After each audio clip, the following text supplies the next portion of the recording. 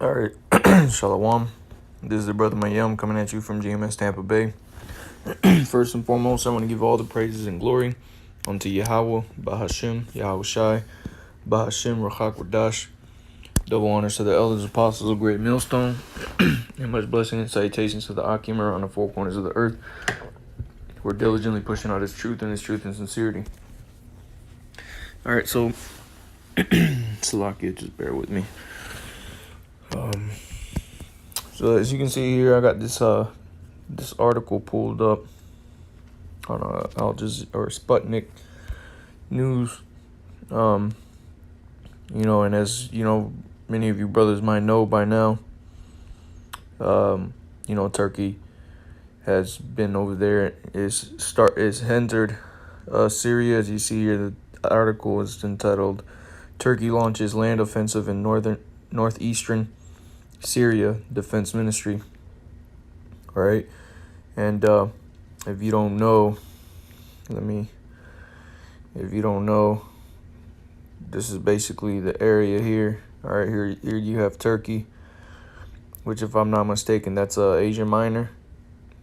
All right, and here you have Syria. All right, so this is where this is all happening, over here in this northern eastern border. All right, up in this area here. All right, but as we're getting ready to find out, all right, this is why these things are starting to happen over there. All right, because what's starting to happen, and it was actually through Spirit. I was actually planning on doing this lesson earlier while I was at work, and then Apostle Aramlab did a video entitled, let me see. The video was entitled "The Stage is Set, Now the Action Can Begin." All right, and that's exactly what the Lord is doing. All right, the Lord is setting the stage, and the apostle went into, multiple different things as far as how the Lord is setting the stage. But what I want to talk more about, or a little bit about, is the stage that's being set for World War III.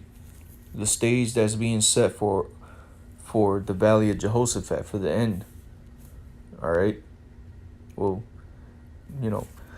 so as we're going to read in the book of Joel, all right, this is what the Lord is doing.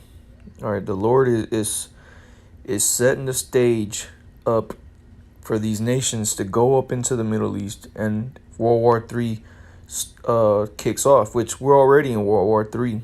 All right, which is in the beginning parts of what what's it called? We're just in the beginning parts. All right. And I think I'm actually is in chapter 9. Let's see.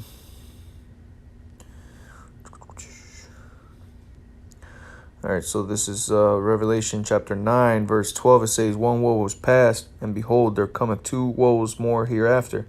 And as you read before this, all right, this is talking about World War I. All right, so now let's go to where it says, I believe it's in Revelation 11. Maybe it's in 10. Okay, here it is. Revelation 11 and 14. It says, "The second woe is past, and behold, the third woe cometh quickly." And that third woe is that World War III that the Lord is setting. All right, the Lord is preparing, all right, to bring about this judgment. Okay, this judgment that's coming to all the nations, not just Esau, Edom. All right, so let's read this from the top. All right, because with this whole Turkey thing going on over there, going into Syria, you have a lot of these other nations that are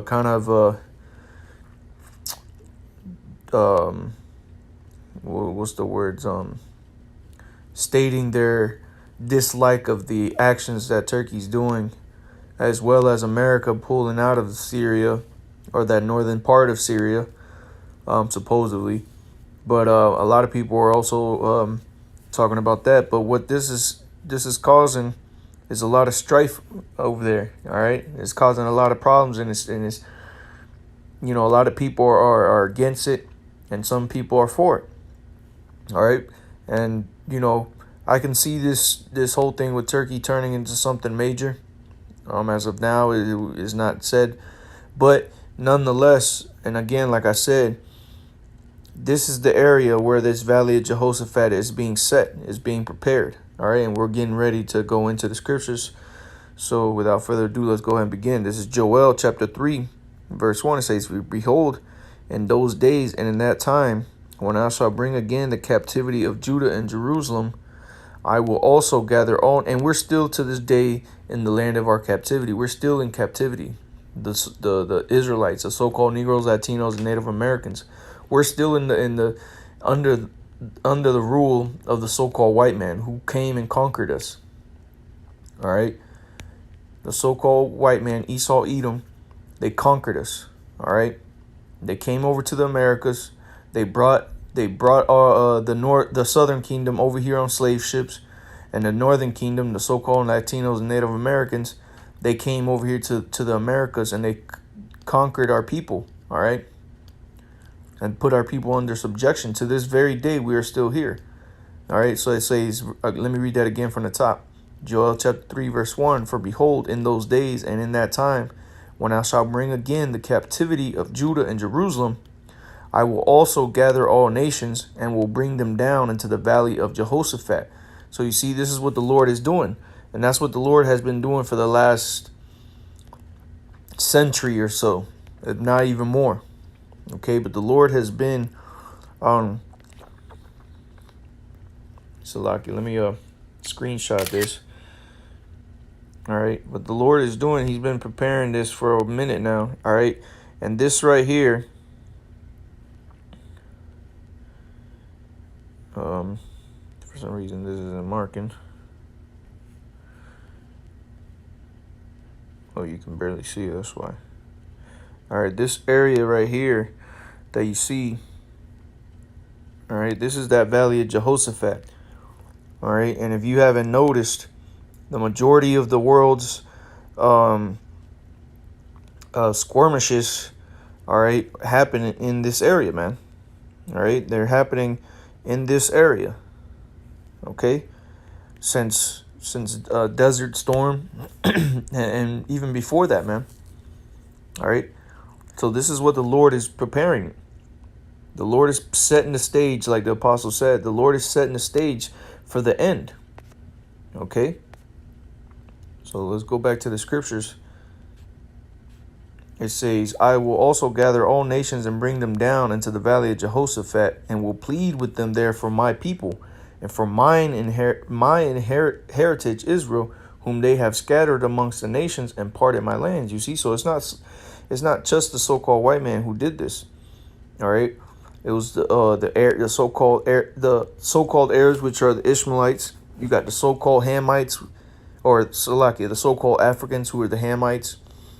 All right, you have the so-called Chinese, who are the Moabites. All right, you have the so-called East Indians, who are the Elamites. All those people put our people, the Israelites, into subjection, man, into captivity. And I want to get this word plead there. All right, because when people normally hear the word plead, they think of kind of trying to make a deal, I'm kind of begging you. Like, no, man, the Lord is not coming to do any of that with none of these nations, man. All right, this is the word there for plead. All right, in that Joel, and it says in the Hebrew mashapat, or Salakia, shapat. All right, which means to judge, govern, vindicate, punish. All right, so you see, the Lord is getting ready to punish these nations here in this valley of Jehoshaphat. Quick, also, I want to get this word Jehoshaphat to show you what this word means. All right, because they won't even read this word in the churches, but once in a while you'll hear the word Jehoshaphat, and people don't understand what it really means. This is Jehoshaphat, and the Hebrew is Yehoshaphat. As you can see, you got the characters Yah at the very top. It says Yah, Ha, Wa, and then you got Shaphat, which is what we just read for the word plead, which meant Shaphat, which meant to what? Judge. So what is this? Yehoshaphat. the Lord's judgment. All right, the Lord judge. All right, Yahweh is his name. Here it says Jehovah, but we know that that's not the name of the Lord, because first and foremost, there's no J's.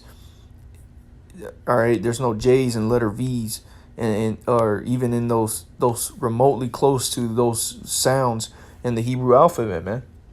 All right, so it's Jehoshaphat, the Lord judge. All right, and here in this root, where it says root word etymology, they have it broken down for you. They have Yahweh and they have Shaphat. All right, so this is the place that the Lord is going to judge. Judge who? Judge the nations, man. Let's pull up this picture up again. This is where the Lord is getting ready to judge the nations, man. And it's clear and evident when we read these articles, when we see what's happening on the news. The Lord has been gathering all the nations by the activity that's been tearing this place up. All right, it's drawing all the nations to this area.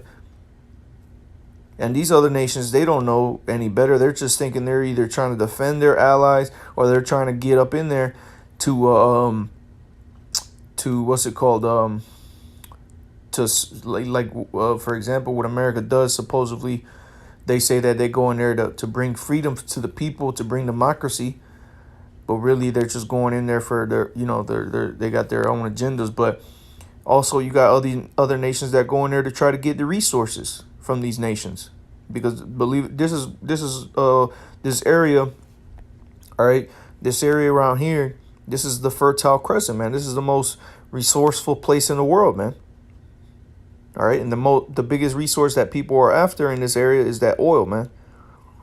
All right, so this is where the Lord again is preparing the stage for this valley of Jehoshaphat, where the Lord is going to judge these nations. All right, and for what? Because of his people, for his people, the Lord's people, who are who? The Israelites. Okay, verse 3, and they have cast lots for my people and have given a boy for a harlot. And that's self-explanatory, man. A harlot is a prostitute. All right, what does a prostitute do? They for lack of a better term, they have sex, man, for money. And what did it say here? And have given a boy for a harlot. And that's what these Edomites, especially the Edomites, that's what they did to our young men. All right, back during the time of slavery, they would make deals with other slave owners and give them our boys, so they can pop them for some extra cash or whatever, man. That's the type of shit that these nations have done to our people, man, to our children. All right, and it says, and sold a girl for wine that they might drink. You see, and they to this very day they still do that, man. They be what they call that human trafficking stuff, man. All right, verse 4 says, yea, and what have ye to do with me, O Tyre and Zidon, and all the coasts of Palestine? Will you render me a recompense? Right, man, because what those, I believe, if I'm not mistaken, those were Hamites that is referring to. All right, Tyre and Sidon. And it says, in all the coasts of Palestine, will you render me a recompense? Meaning, will you pay? Do you have any form of payment to pay for the things that you've done? It says, and if you recompense me, swiftly and speedily will I return your recompense upon your own head. You see? So the Lord is going to return that recompense unto these nations, man. Okay, it says, because ye have taken my silver and my gold, talking about the Israelites, and have carried into your temples my goodly, pleasant things. And just to prove real quick that that's talking about Israelites, all right, countless times, and I'm just going to pull up an example of when the Lord referred to the Israelites as silver and gold. All right, let me see if I can find it real quick. I don't remember it off the top of my head.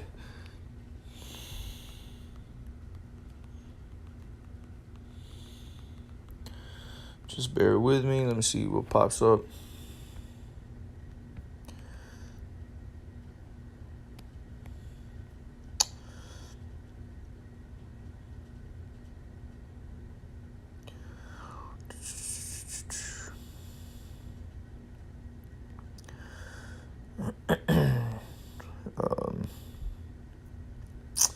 I know there's a scripture.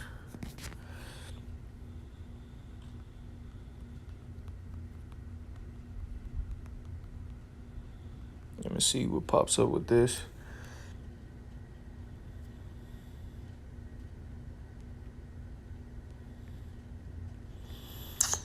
Um, dang, it's escaping my memory how it's worded.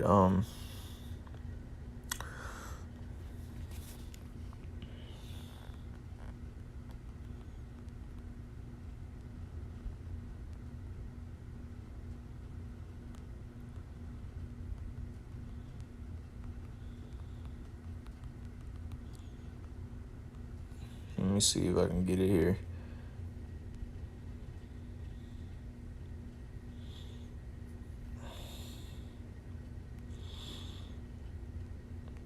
I mean, that's one there, Zechariah. Let me get this real quick then. All right, because there's multiple scriptures. I can't remember the exact one that's coming to mind, but there's multiple scriptures throughout the scriptures that refer to Israel, more specifically the servants of the Lord. All right, as silver and gold.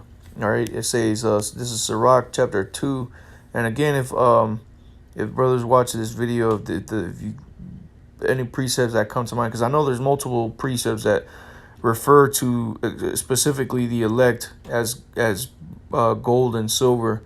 Bubba Kashar put them up in the comment board, but this is just one. This is Sirach chapter 2, verse 4. For whatsoever is brought upon thee, take cheerfully and be patient when thou art changed to a low state. For gold is tried in the fire, and acceptable men in the furnace of adversity. All right. And there's one that just came to mind. All right. That was just one, just showing you where it was describing the men of the Lord as gold. All right. Gold.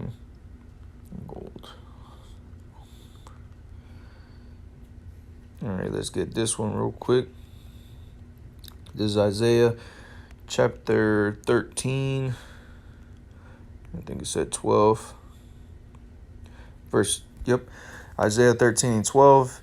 And I will make a man more precious than fine gold, even a man than the golden wedge of Ophir, which the that golden wedge of Ophir, that's the purest gold you can find on the planet Earth.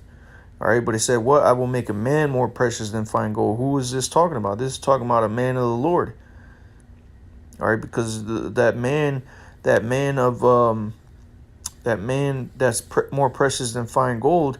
All right, he's going to be of more value in these last days.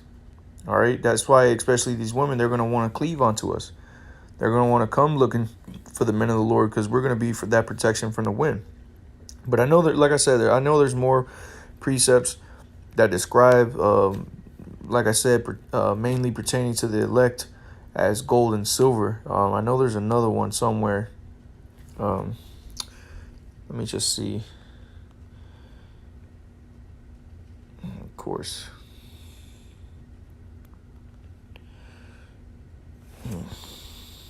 It pops up a lot, but I'm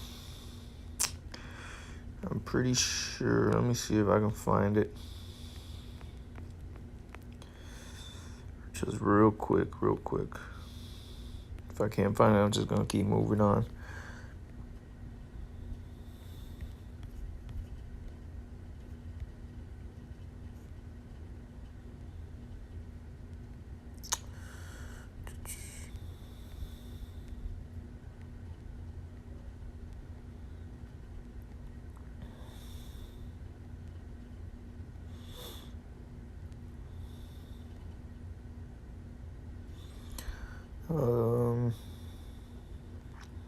I thought it was in the Psalms. Let me see.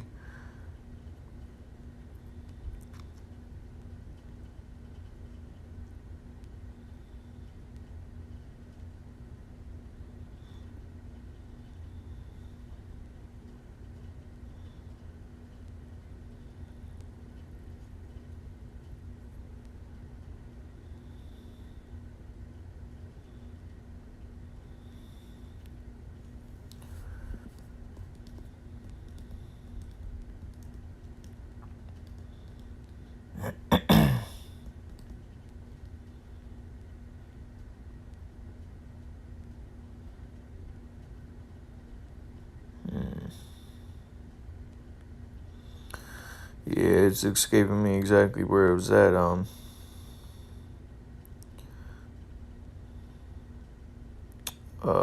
But nonetheless, That's what it's talking about there in Joel. All right. It's talking about the elect. All right. The Israelites. So let's just go back to it.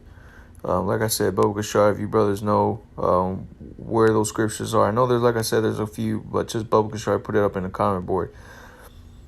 So we were in verse 5, because ye have taken my silver and my gold, which is the Lord's treasure. All right, the Israelites. All right, the Israelites are the treasure of the Lord, and have carried into your temples my goodly pleasant things. The children also of Judah and the children of Jerusalem have ye sold into the Grecians. Who are the Grecians? The Greeks. All right, the so-called white man, Esau, Edom, that ye might remove them far from their border. Behold, and this is what's happening. This is how the Lord is setting that stage. It says, behold, I will raise them out of the place whither ye have sold them, and will return your recompense upon your own head. And the Lord is doing exactly that. The Lord is raising up his men. All right, the Lord is raising us up out of those places that we've been sold to. All right, and it says, verse 8, and I will sell your sons and your daughters into the hands of the children of Judah, and they shall sell them to the Sabians, to a people far off, for the Lord hath spoken it. Verse 9, proclaim ye this among the Gentiles, prepare war, wake up the mighty men, let all the men of war draw near, let them come up. And see, this is what's happening. All right, it says what? Proclaim ye this among the Gentiles. Prepare war. The Lord is setting that stage up, but the Lord is preparing this place, man. Prepare war, wake up the mighty men, and the Lord is waking up the mighty men of these nations, man. All right, those mighty men meaning their armies, man. The Lord is waking them up to come to this area, man. Here it is. You got Turkey invading Syria. You got Iraq over here. They got protests happening. You got Iran bucking up against America. All right. You got strikes happening in Saudi Arabia. All right. You got a lot of going on over here in the Middle East, man. You had the Strait of Hormuz that Iran's been capturing ships over there, seizing them. Okay. You have a lot of things going on out here in the Middle East, man. This is that place, man. Believe it or not, this is that place. This is that valley of Jehoshaphat. All right. It says, let all the men of war draw near, let them come up. Verse 10, beat your plowshares into swords and your pruning hooks into spears. And the plowshares and pruning hooks are instruments for farming. All right. But what it say? Beat them into swords and beat them into spears, man. Meaning into weapons. All right. Let the weak say, I am strong. And that's what's happening around the whole earth, man. All these weak nations, especially out there in the Middle East, they're saying that if we're strong, we got nuclear missiles now. Now, who's going to come and fuck with us? Okay. It says, verse 11, assemble yourselves and come, all ye heathen, and gather yourselves together round about. Thither cause thy mighty ones to come down, O Lord. Let the heathen be awakened, and come up to the valley of Jehoshaphat, for there will I sit to judge all the heathen round about. You see, this is where the Lord is getting ready to judge all the heathens, man. All the heathens are going to be judged in this area, man. And again, the Lord is setting the stage for this World War III that's getting ready to come, man. That's really, it's already here, but like I said, it's going to implode, man. And things are going to get real heavy real fast, man. Okay. It says, verse 13, put ye in the sickle, for the harvest is right. Exactly, man. The time is now, man. All right. It says, come, get ye down, for the press is full, the fats overflow, for the wickedness is great. And let me get a quick precept that came into mind when I read that. I believe it's 3. Yep. All right. So let me get to the point. This is Ecclesiastes chapter 3. And verse 8, it says, a time to love and a time to hate. Well, let me read verse 1. It says, to everything there is a season and a time to every purpose under the sun. All right. And that's important to understand, because we're coming into the season of the end, man. We're coming into the season of judgment. Okay. So let's read verse 8 now. Ecclesiastes chapter 3, verse 8, a time to love and a time to hate, a time of war and a time of peace. All right, so you see, we're coming into this time of war right now. And after that, when the destruction ultimately comes, then it's going to be that time of peace, and it's going to be an everlasting peace. Okay, so let's go back to that Joel 3, because we're in that time of war, man. The harvest is right. All right, It's the perfect time right now to things to kick off, man. It says, for the harvest is ripe, come get ye down, for the press is full, the fats overflow, for the wickedness is great. All right, and when we read Revelation on the judgment of Babylon the Great, which is America, we read how the sins have reached the heavens. All right, Revelation 18 verse 5, it says, for her sins have reached unto heaven, and the Most High have remembered her iniquities. And you see, again, America is gonna ultimately be involved in this thing, because they're the ones that is stirring up and has been stirring up all these conflicts over there, man. Okay, and the nations are frankly get sick and tired of it, man. And ultimately, that's why Revelation 17 is here, man. Because ultimately, these nations are going to turn on America, and they're all going to destroy her. Okay. It says verse 18, and you see that, like, the reason why I brought that Revelation 18 verse 5, it says, for the wickedness is great, man.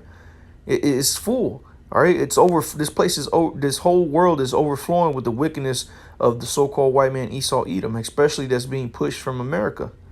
Okay, verse 14, multitudes in the valley of decision. That valley of decision is that valley of Jehoshaphat. All right, this is that valley of decision, because this is where it's going to be decided your fate of these nations. All right, and the judgment is going to be death, man. All right, it says, for the day of the Lord is near in the valley of decision. The sun and the moon shall be darkened, and the sun and the stars shall withdraw their shining. Why? Because of those missiles, man. All right, those nuclear missiles that are going to come as a result of this World War III. All right, verse 16, the Lord also shall roar out of Zion and utter his voice from Jerusalem, and the heavens and the earth shall shake. But the Lord will be the hope of his people and the strength of the children of Israel. Exactly. And that's why the Lord has sent his prophets out here to the four corners of the earth to wake up those that are that have been chosen for salvation, those that have hope. All right, because not all of Israel has hope. Their hope is that they get a quick death. Okay, so continuing on, verse 17, so shall ye know that I am the Lord your power, dwelling in Zion, my holy mountain. Then shall Jerusalem be holy, and there shall no stranger pass through her anymore. All right, and you see, this is what that Wisdom of Solomon's 25. That's when people are going to know that the Lord is dwelling among Zion, because the elect, all right, the election is going to be delivered, man, from this coming judgment, which again is going to come via those missiles, man. All right, so continuing on, I'm just going to read on to the end of the chapter. It says, so shall ye know that I am the Lord your power, dwelling in Zion, my holy mountain. Then shall Jerusalem be holy, and there shall no strangers pass through her any more. And it shall come to pass in that day that the mountains shall drop down new wine, and the hills shall flow with milk, and the rivers of Judah shall flow with waters. And a fountain shall come forth of the house of the Lord, and shall water the valley of Shittim. All right. Egypt shall be a desolation, and Edom shall be a desolate wilderness, for the violence against the children of Judah, because they have shed innocent blood in their land. All right, and that's self-explanatory, man. These places, these nation is going to be destroyed, man. The Edomites are going to be destroyed. All right, verse 20, but Judah shall dwell forever in Jerusalem from generation to generation, for I will cleanse their blood that I have not cleansed, for the Lord dwelleth in Zion, man. But the point that I wanted to make was that the Lord is preparing that stage, the stage for this valley of Jehoshaphat, which is that World War III. All right, and the end result is going to be the nuclear destruction, man. Okay, matter of fact, let me close out on one. Isaiah chapter 13. And I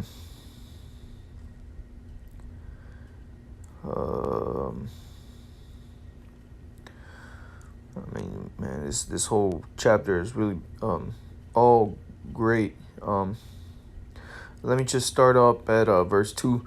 Isaiah chapter 13, verse 2, it says, lift ye up a banner upon the high mountain, exalt the voice unto them, shake the hand that they may go into the gates of the noble.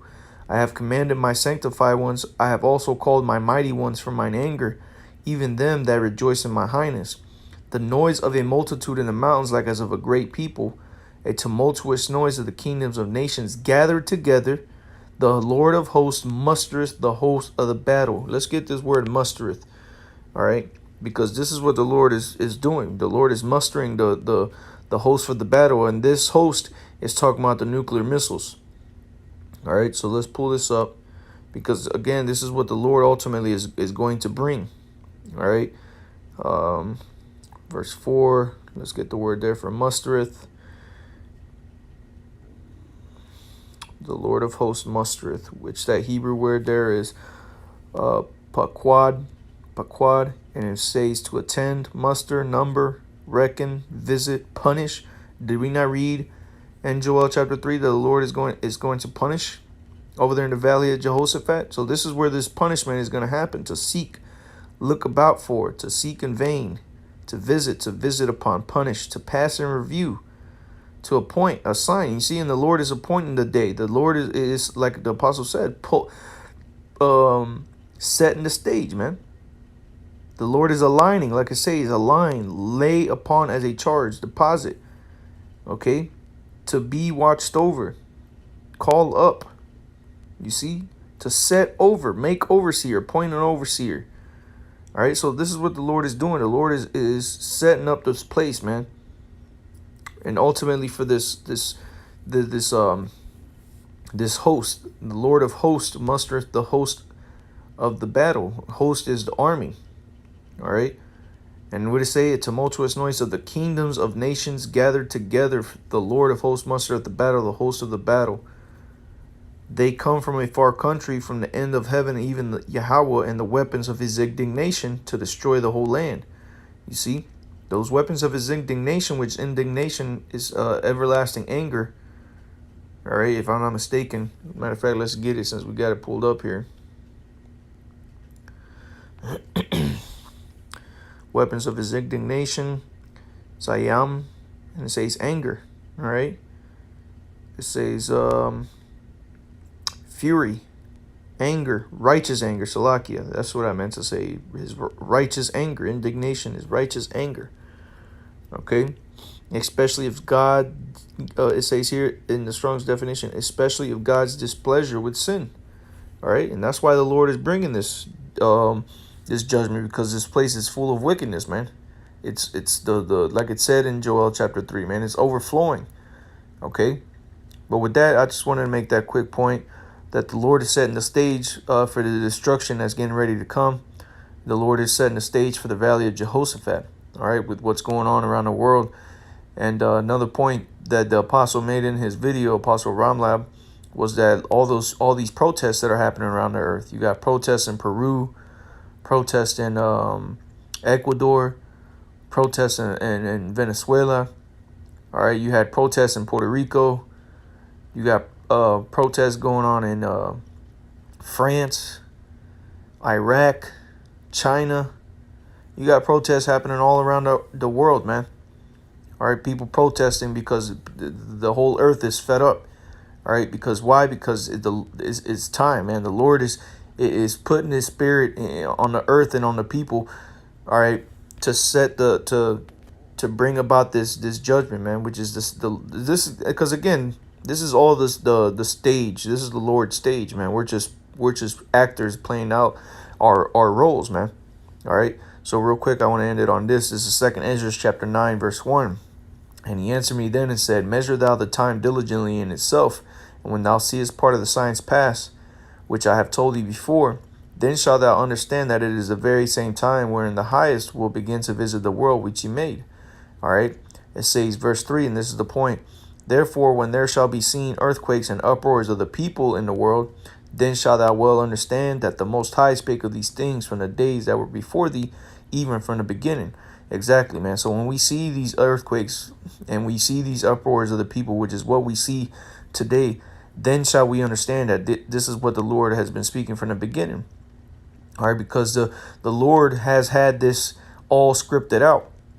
All right, before a movie's ever played out, the first thing that's created is the script. Because without the script, you're just up there just winging it, man. And this is not an impromptu movie, okay? This is a scripted movie, and this has been written from the beginning, all right? And the Lord gave us signs, all right, of the end times, and we're seeing the stage being set for the final scene, man. Okay, so with that, I want to give all praises and glory unto Yahweh, Bahashem, Yahweh Shai, Bahashem, Rachak Wadash. Double honors to the elders, apostles of Great Millstone. Much blessing and salutations to the Akim around the four corners of the earth who are diligently pushing out this truth and this truth in sincerity. And until next time, I say Shalom.